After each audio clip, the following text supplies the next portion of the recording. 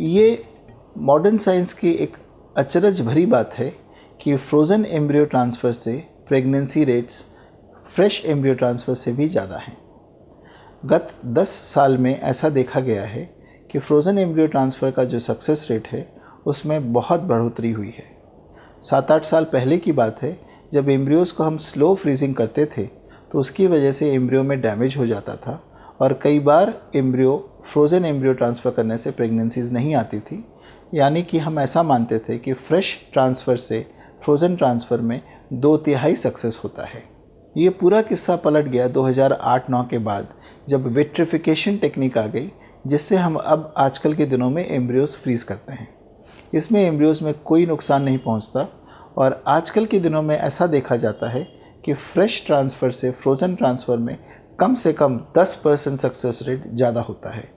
दूसरी बात यह है कि फ्रोज़न एम्ब्रियो ट्रांसफ़र करने से बच्चे की सेहत भी बेहतर देखी जाती है, उनका वज़न ज़्यादा होता है, उनको NICU या पीडियाट्रिक केयर में कम दिनों के लिए रखना पड़ता है और ओवरऑल माँ और बच्चे दोनों के लिए फ्रोज़न एम्ब्रियो ट्रांसफ़र ज़्यादा एक्सेप्टेबल और ज़्यादा सेहतमंद देखा जाता है।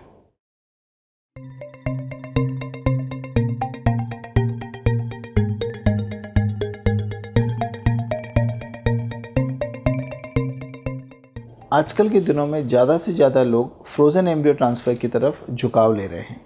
इसके कई कारण हैं। फ्रोज़न एम्ब्रियो ट्रांसफ़र में औरतों को दवाइयाँ नहीं लेनी पड़ती, उनके नेचुरल साइकिल में ही एम्ब्रियो को सही टाइम पे उनके घर पे डाल दिया जाता है। इसको हम नेचुरल साइकिल एम्ब्रियो ट्रांसफ़र कहा करते हैं। इससे औरतों को दवाइयों का साइड इफ़ेक्ट नहीं फेस करना पड़ता, उनको लाइफ में बहुत ज़्यादा डिस्रप्शन नहीं होता, हम उनको बहुत कम चीज़ों के लिए मना करते हैं, बच्चे का सेहत अच्छा पाया जाता है, उनका वज़न ज़्यादा होता है और कॉम्प्लिकेशंस भी कम होते हैं। इसलिए अभी के दिनों में फ्रोज़न एम्ब्रियो ट्रांसफ़र, वो भी नेचुरल साइकिल में, इसी को सबसे बढ़िया तकनीक माना जा रहा है।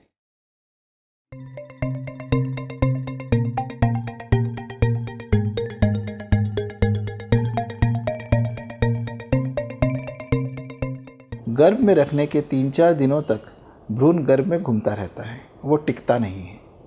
टिकने के बाद भ्रूण के बीच और माँ के रक्त के बीच एक संपर्क तैयार होता है।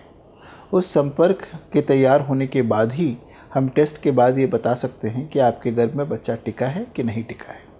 इसलिए साधारण तौर पे भ्रूण रखने के 14वें दिन पे हम आपको टेस्ट करने बोलते हैं, जिससे ये पता चलेगा कि बच्चा आपके गर्भ में टिका है कि नहीं।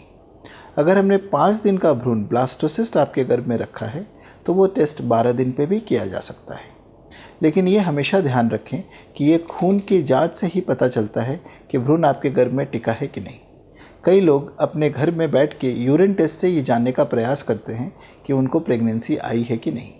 ये गलत है, क्योंकि बहुत पहले की प्रेगनेंसी यूरिन टेस्ट में पता नहीं चलती है और कई लोग निराश होकर फिर अपनी दवाइयाँ बंद कर देते हैं, जिससे उनको बहुत नुकसान पहुंच सकता है। इसलिए हमारे हिसाब से बेस्ट हो कि अगर आप दवाइयाँ चालू रखें, 14वें दिन पर हमारे पास या किसी भी अच्छे लैब में खून जांच करा के श्योर हो पाए कि बच्चा टिका है कि नहीं, और उस बार डॉक्टर से मिल के फिर दवाइयों को या तो बंद करें या 3 महीने तक चालू रखें।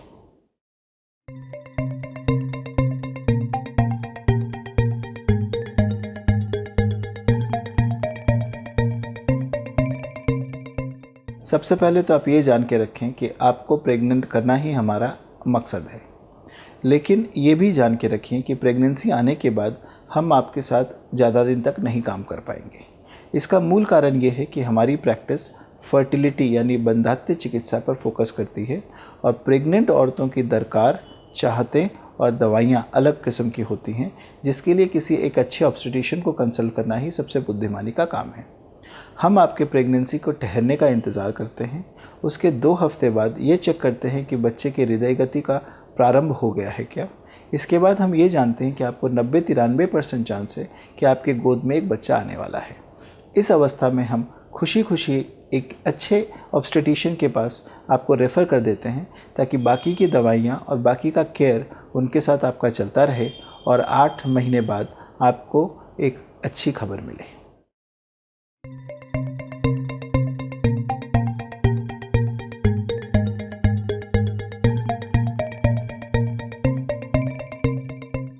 किसी भी प्रक्रिया में सक्सेस रेट को डिफ़ाइन करना सबसे डिफ़िकल्ट है। हमें ये समझना बहुत ज़रूरी है कि आईवीएफ का सक्सेस सबसे ज़्यादा डिपेंड करता है अंडे की क्वालिटी, स्पर्म की क्वालिटी और गर्भ की रिसेप्टिविटी या गर्भ की कैपेसिटी के ऊपर। इन सब चीज़ों को आंकना आज की तारीख में किसी के लिए भी 100% संभव नहीं है। तो भी मोटे तौर पे हम ये समझते हैं कि अगर औरत की उम्र 30 या 30 के आसपास है तो उसको कम से कम 40 से 50% चांस है कि किसी एक बार में बच्चा ठहरे। वहीं अगर उसी औरत की उम्र 40 से ज़्यादा हो जाती है तो उसके चांस घट के 10% के आसपास हो जाते हैं। यानी आज की तारीख में आईवीएफ का सक्सेस किसी एक महीने में 10% से लेकर 50% कुछ भी हो सकता है। इसमें और एक बात ध्यान रखने लायक है, वो ये कि हर बार अटेम्प्ट करने से सक्सेस ये है, बार बार अटेम्प्ट करने से सक्सेस में बढ़ोतरी होती है।